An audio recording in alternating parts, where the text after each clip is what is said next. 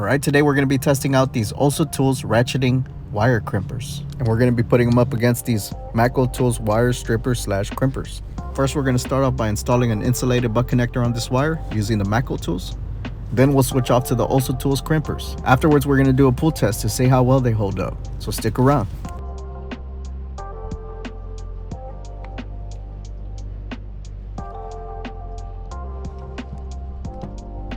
Alright, got it crimped all the way down.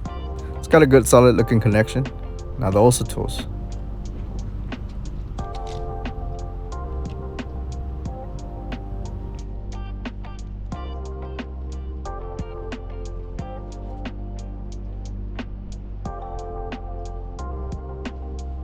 Crimp it all the way down till it releases, and that's it. It's good to go.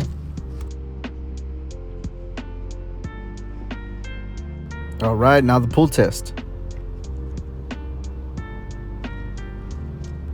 We'll start off with the Matco crimp. It's pretty solid, but then it pulls out. Alright, now let's try the Olsa Tools crimp.